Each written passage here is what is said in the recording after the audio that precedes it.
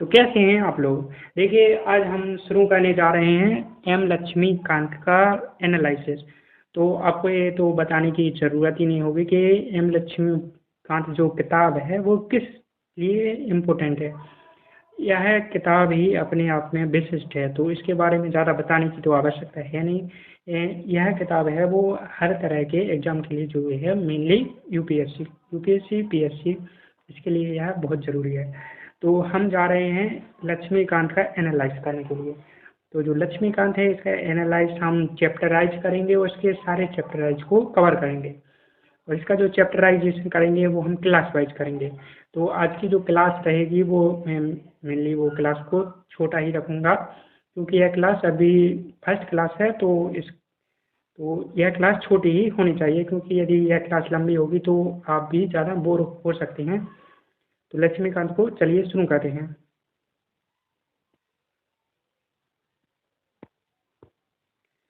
जो लक्ष्मीकांत में जो हम पहला चैप्टर पढ़ेंगे वह है यूनियन एंड इट्स टेरिटरी। मतलब हम पढ़ेंगे संघ एवं इसका क्षेत्र। देखिए, जो लक्ष्मीकांत को पढ़ना ज़्यादा इम्पोर्टेंट नहीं है, लक्ष्मीकांत को पढ़कर समझना और इसका एनालाइज करना ज़्यादा इम्पोर्टेंट होता है। तो जो लक्ष्मी तो इसके हम इसको स्टार्ट करेंगे आर्टिकल 1 के साथ।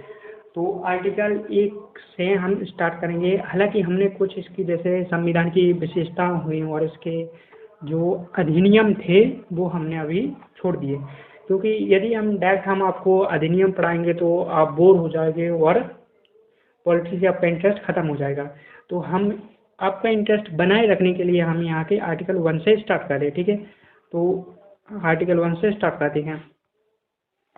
देखिए, तो इसमें सबसे पहले कहा गया है कि मतलब जो भारत का संविधान है, बेसिकली तो संविधान के भाग जो संविधान के बेसिकली मेनली आपको बता दें कि जो संविधान है इसमें 395 आर्टिकल्स है, 22 भाग हैं और 12 अनुसूची हैं। तो ये अनुसूची भाग वगैरह क्या है हम आपको बता देंगे। देखिए, जो भाग हैं वो बेसिकली हमारे जो कॉन्स्टिट्यूशन मतलब इंडियन कॉन्स्टिट्यूशन है, इसे पार्ट में डिवाइड किया गया है। 22 पार्ट हैं इसके। तो इसका जो फर्स्ट पार्ट है इसमें कहा गया है कि इसमें आर्टिकल 1 से, अब यह आर्टिकल क्या होते हैं, तो बेसिकली जहाँ भी आर्टिकल की बात आती है वहाँ हमारा कॉन्स्टिट्यूशन चलता है, क्योंकि जो आर्टिकल होते हैं वो हमेशा कॉन्स्टिट्यूशन में ही होते हैं। तो जहाँ भी आर्टिकल की बात है ये आपको समझ जाना है कि वहाँ कॉन्स्टिट्यूशन की बात हो रही है।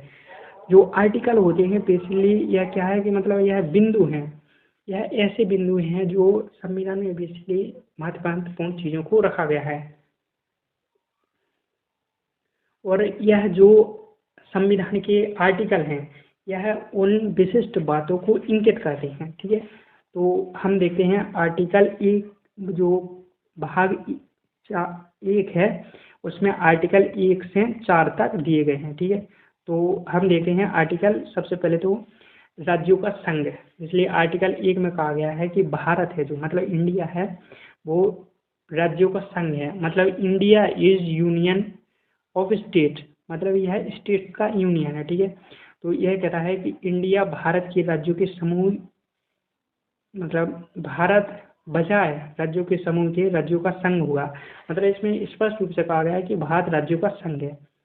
जो समूह, अब एक चीज़ हम आपको बता दें कि राज्यों का समूह क्यों नहीं कहा गया है, क्योंकि जो समूह होता है, जो ग्रुप होता है, वह ग्रुप टूट सकता है। और भारत को कहा गया है यूनियन, यूनियन कभी टूटता नहीं है, ठीक है? तो यह व्यवस्था दो बातों को स्पष्ट करती है। एक, भारत का नाम, मतलब जो भारत का नाम होगा यहाँ पर भारत के नाम को लेकर किसी भी तरह का मतभेद नहीं रहा है। तो दूसरी पद्धति इस प्रकार संविधान सभा में देश के नाम को लेकर किसी तरह का कोई वक्तव्य नहीं था। तो परंपरागत रूप से जो मतलब भारत का नाम भारत ही रहा, और जब आधुनिक रूप से इसे दर्शाने के लिए इंडिया कहा गया तो इन दोनों बातों को ही स्वीकार कर लिया गया था। दूसरे देश को संघ बताया गया। यद्यपि संविधान का ढांचा संघीय है और यह अम्बेडकर जी के अनुसार, मतलब अम्बेडकर जी ने कहा था कि राज्यों का संघ है। यह जो उक्ति है, मतलब यह जो कथन है, यह छोटा सा कथन है कि भारत राज्यों का संघ है, यह दो बातों को महत्वपूर्ण रूप से इंगित करती है। जैसे कि ठीक है, भारत जो भारतीय संघ है, राज्यों के बीच कोई समझौते से नहीं बना है। जैसे कि जो भारतीय जो यूनियन है, ठीक है, जो यूनियन है, जो भारतीय यूनियन है, यह राज्यों के समूह या राज्यों का बोले तो राज्यों के समझौते से नहीं बना है। सिंपल रूप से कहा जाए कि जो हमारे 28 राज्य हैं, इन 28 राज्यों से मिलकर संघ नहीं बना है, ठीक है। जबकि हमारे यहाँ जो संघ है वो राज्यों से मिलकर नहीं बना है। जबकि जस्ट अपोजिट अमेरिका में देखें तो अमेरिका में 50 स्टेट हैं, ठीक है, 50 स्टेट्स हैं और उन 50 स्टेट्स से मिलकर वहाँ का संघ बना है। तो अमेरिका है वो जस्ट इंडिया से अपोजिट है, ठीक है। और दो राज्यों को संघ में विभक्त, और दूसरी बात कही गई है कि जो मतलब राज्य हैं उसे संघ से अलग होने का कोई अधिकार ही नहीं है। दूसरी बात यह कहती है मतलब किसी भी कंडीशन में जो राज्य होते हैं वो संघ से अलग नहीं हो सकते हैं। दूसरी बात इस चीज़ यह ज़्यादा महत्वपूर्ण है, ठीक है, यह विभक्त नहीं हो सकता है। दूसरा, देश को मतलब भारत को अब यहाँ पर एक प्रश्न यह उठता है कि भारत यदि अलग नहीं हो सकते हैं कि संघ से बड़े नहीं है राज्य, तो इन्हें बांटा क्यों गया है राज्यों में, ठीक है। तो दरअसल भारत सबसे मतलब एक बड़ा बड़ा देश और विविधताओं से बड़ा देश है, जहाँ पर हर किलोमीटर पर भाषा बदल जाती है और वहाँ का क्षेत्र भी बदल जाता है। तो इसलिए भारत में जो प्रशासन की मतलब प्रशासन को मजबूत बनाने के लिए कि भारत को बांटा गया है, क्योंकि हम हिस्ट्री में पहले से पढ़ते आ रहे हैं कि मतलब विशाल साम्राज्य होता है उसे एक स्थान से संचालित नहीं किया जा सकता है, उसे बांटना ही, उसे सुव्यवस्थित संचालित करने के लिए बांटना बहुत जरूरी होता है। तो आर्टिकल जो एक कहता है ये आर्टिकल एक वर्णन करता है यूनियन स्टेट्स एंड, मतलब यूनियन के बारे में बताता है, स्टेट्स के बारे में बताता है और ऐसे क्षेत्रों के बारे में बताता है जिसे भविष्य में कभी भी भारत के द्वारा अधिकृत किया जा सकता है, ठीक है। संघ एवं संघ शासित राज्यों के नाम, उनके क्षेत्र विस्तार को संविधान की पहली अनुसूची में दर्शाया गया है। अब बात यहाँ पर आती है अनुसूची। तो दरअसल अनुसूची पहले 8 थी लेकिन अब अनुसूची 12 है। अनुसूची उन्हें कहा जाता है किसी भी एक मतलब जो आर्टिकल होता है, अनुच्छेद का विस्तार से वर्णन किया जाता है अनुसूची में। मतलब आर्टिकल यदि 1 में कहा गया है संघ एवं उसका क्षेत्र, ठीक है, तो संघ एवं क्षेत्र के विस्तार से वर्णन करने के लिए अनुसूची का प्रयोग किया जाता है। जैसे कि संविधान निर्माताओं ने कहा है कि मतलब आर्टिकल 1 में कहा जाएगा कि संघ एवं उसका क्षेत्र, और यदि किसी को कहना है कि कैसे संघ एवं क्षेत्र, तो उससे कहा जाएगा जाओ आज अनुसूची 1 को पढ़कर मतलब 1 को देख लो, आपको पता चल जाएगा कि किस तरीके से अनुसूची एवं क्षेत्र है। तो बेसिकली किसी भी आर्टिकल का विस्तार से वर्णन अनुसूची में दिया जाता है। अनुसूची इसीलिए बनाई जाती है ताकि उस आर्टिकल का विस्तार रखा जा सके उसमें। मतलब अभी जो प्रेजेंट टाइम में है वो 28 राज्यों और 9 केंद्र शासित प्रदेश हैं। राज्यों के संदर्भ में संविधान के उपबंध की व्यवस्था सभी राज्यों में समान रूप से लागू है। मतलब सभी राज्यों में जो संविधान है वो समान रूप से लागू है, बट कुछ राज्यों को विशिष्ट दर्जा दिया गया है। वो इस तरीके से दिया गया है या तो वो वहाँ पर कोई मतलब आर्थिक रूप से पिछड़े रहते हैं, या तो इसमें कुछ जैसे कि महाराष्ट्र हुआ, गुजरात, नागालैंड, असम, मणिपुर, आंध्र प्रदेश, तेलंगाना और सिक्किम, मिजोरम, अरुणाचल प्रदेश, गोवा, कर्नाटक, ये ऐसे राज्य हैं जो 5वीं और 6वीं अनुसूची में जो जनजाति वाले राज्य दिए गए हैं, जो मतलब असम हुआ, मणिपुर, मेघालय, त्रिपुरा, ये राज्य, ये 4 राज्य हैं, असम, मेघालय, मणिपुर, त्रिपुरा, ये भी विशिष्ट है। उल्लेखनीय है कि भारत के क्षेत्र मतलब जो भारत का क्षेत्र है यह ज़्यादा व्यापक नहीं है, क्योंकि जो भारत का क्षेत्र है यह कहता है कि मतलब भारत और उसके स्टेट के बारे में बताता है, क्योंकि वो भारत का संघ है, ठीक है। यह ना केवल भारत के स्टेट्स के बारे में बताता है, उसके यूनियन के बारे में बताता है, उसके साथ ही ऐसे क्षेत्रों के बारे में भी बताता है जिसे भविष्य में अधिकृत किया जा सकता है, ठीक है। तो इसके बाद यह मतलब इसमें कुछ ज़्यादा खास नहीं है, पर एक संप्रभु राज्य होने के नाते मतलब एक संप्रभु राज्य इसलिए वही होता है जिस पर किसी विदेशी मतलब किसी विदेश का कोई नियंत्रण नहीं होता है, जैसे अपने निर्णय लेने का, अपनी विदेश नीति का संचालन करने का अधिकार खुद के पास होता है, ठीक है। तो एक संप्रभु राज्य होने के नाते अंतर्राष्ट्रीय कानून के तहत किसी भी क्षेत्र को अधिकृत किया जा सकता है। बेसिकली किया जा सकता है जैसे कि 1975 में मतलब 16 मई 1975 में सिक्किम को भारत में मिला लिया गया था, ठीक है।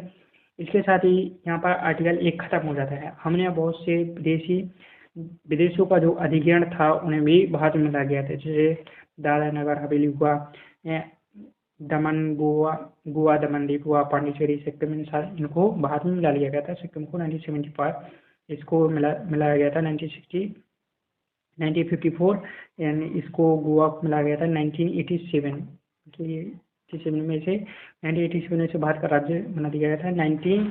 1962 में इसे स्वतंत्र कर दिया गया था। अब यहाँ पर बात कर रहे हैं आर्टिकल 2। आर्टिकल 2 इसलिए ये कह रहा है कि विदेशी क्षेत्र को भारत में मिलाया जा सकता है। वही यह शक्ति किसको मिलेगी? संसद को। तो संसद को यह शक्ति दी गई है कि संसद विधि द्वारा अपने निबंधनों और शर्तों पर जो ठीक समझे किसी भी क्षेत्र को भारत में प्रवेश और उसकी स्थापना कर सकता है। इस तरह आर्टिकल 2 संसद को 2 शक्तियाँ दे रहा है। एक तो नए क्षेत्र को भारत के संघ में शामिल करने के लिए, जैसे कि मतलब पाकिस्तान है, पाकिस्तान के जो मतलब पंजाब वाला एरिया उसे भारत में मिला दिया जा सकता है। संसद को यह शक्ति है। आर्टिकल 2 कहता है कि हाँ मिला लो, तो पंजाब को भारत में मिलाया जा सकता है, सिंध को भारत में मिलाया जा सकता है, बलूचिस्तान को भी भारत में मिलाया जा सकता है। और इसी में दूसरा कहा गया है कि नए राज्यों का निर्माण करना। अब बेसिकली तो जो राज्य है नहीं, माना कि 28 राज्य हैं, जिसमें जम्मू कश्मीर वगैरह वगैरह 28 राज्य हैं पूरे। अब एक नया राज्य बनाना है तो आर्टिकल 2 के तहत एक नया राज्य भी बनाया जा सकता है। ठीक है। इसके बाद आर्टिकल 3। आर्टिकल 3 मतलब आर्टिकल जो 3 है भारतीय संघ के राज्यों के पुनः चुनाव की व्यवस्था करता है। आर्टिकल 3 में भी जो आर्टिकल 3 है, आर्टिकल 3 में कहा गया है कि भारत में नए राज्यों का निर्माण करना हो, उनके नामों में परिवर्तन करना हो, उनकी सीमाओं में परिवर्तन करना हो, जैसे कि छत्तीसगढ़ और मध्य प्रदेश की सीमाओं में परिवर्तन किया जा सकता है आर्टिकल 3 के तहत। आर्टिकल 3 के तहत ही बिहार से अलग करके झारखंड को बना दिया गया था। आर्टिकल 3 के तहत ही उत्तर प्रदेश से अलग करके उत्तराखंड को बना दिया गया था। इस तरह आर्टिकल 3 का प्रयोग करके सीमाओं, न केवल सीमाओं में परिवर्तन किया जा सकता है, नामों एवं उनके नामों में भी परिवर्तन किया जा सकता है और सीमाओं में भी परिवर्तन किया जा सकता है और नए राज्यों का निर्माण भी किया जा सकता है। ठीक है।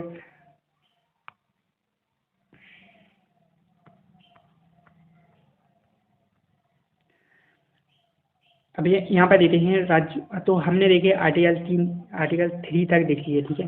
जिसमें आर्टिकल 1 में संघ और उसके क्षेत्र के बारे में बताया गया था। संघ और क्षेत्र के मतलब स्टेट यूनियन के बारे में बताया गया था और भविष्य में किसी भी क्षेत्र को भारत में अधिकृत किया जा सकता है। इसके साथ ही आर्टिकल 2 में हमने देखा था कि विदेशी क्षेत्र को भारत में मिलाया जा सकता है। इसके साथ ही नए राज्य का निर्माण किया जा सकता है। आर्टिकल 3 में हमने देखा था कि जो वर्तमान राज्य हैं उनके नामों में परिवर्तन, उनकी सीमाओं में परिवर्तन। ठीक है। या नए राज्य का निर्माण आर्टिकल 3 के तहत किया जा सकता है। अब देखता है मतलब राज्यों के पुनर्गठन संबंधी जो संसद को शक्तियाँ दी गई हैं। ठीक है। तो आर्टिकल 3 के तहत संसद को शक्तियाँ दी गई हैं। ठीक है। किसी राज्य में से उसका क्षेत्र अलग करके अथवा 2 या 2 से अधिक राज्यों के भागों को मिलाकर अथवा किसी राज्य क्षेत्र के साथ मिलाकर एक नए राज्य का निर्माण कर सकेगी। ठीक है। इसमें बेसिकली साधारण रूप से कहा जाए तो यही कहा गया है कि मतलब 2 राज्यों को मिलाकर नए राज्य का निर्माण कर सकते हैं, 2 राज्यों के कुछ भाग को काट कर नए राज्य का निर्माण कर सकते हैं, किसी भी राज्य के क्षेत्र को बढ़ाकर, जैसे कि बढ़ाकर किया जा सकता है। हो सकता है कि मध्य प्रदेश का जो मध्य प्रदेश का क्षेत्र है, मैं आपको सीधा मैप के तहत ही बता देता हूँ।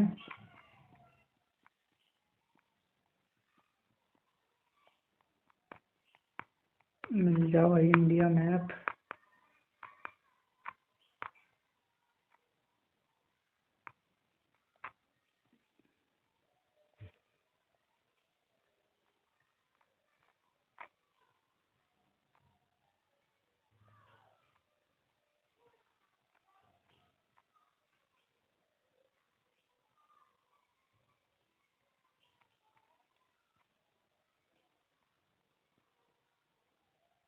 इसी में समझा देता हूँ।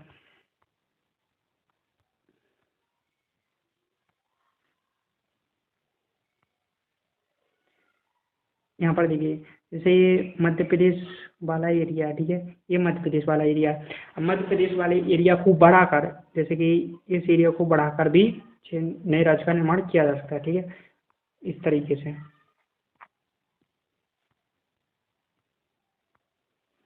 और किसी राज्य के क्षेत्र को घटा कर भी किया जा सकता है, किसी राज्य की सीमाओं में परिवर्तन कर सकेगी, किसी राज्य के नाम में परिवर्तन कर सकेगी, यह संसद को शक्तियाँ दी गई हैं आर्टिकल 3 के तहत। अब इसके साथ कुछ कंडीशंस भी रखी गई हैं, जैसे कि संविधान के इस आर्टिकल में 2 शर्तों का उल्लेख किया गया है। सबसे पहले, इस तरीके का कोई भी परिवर्तन राष्ट्रपति की पूर्व मंजूरी के बाद ही किया जा सकता है। पूर्व राष्ट्रपति इस अध्यादेश से संबंधित विधानमंडल, और दूसरा कहा गया है कि मतलब जो राष्ट्रपति है इसे संबंधित राज्य की विधानमंडल के पास भी भेज सकेगी। तो आज की क्लास इतनी ही रखते हैं। आई होप आपको ये क्लास पसंद आई होगी, और जो लक्ष्मीकांत का एनालाइज है हम इस तरीके से चैप्टर वाइज करते रहेंगे। तो नेक्स्ट क्लास में हम यहीं से स्टार्ट करेंगे। जय हिंद।